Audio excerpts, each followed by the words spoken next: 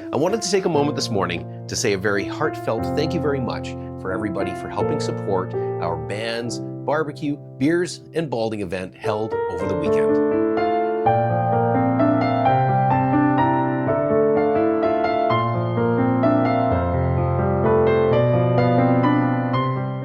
Together, we were able to raise over $27,000 for Joanna's House here in Kelowna and over $31,000 for BC Children's Hospitals.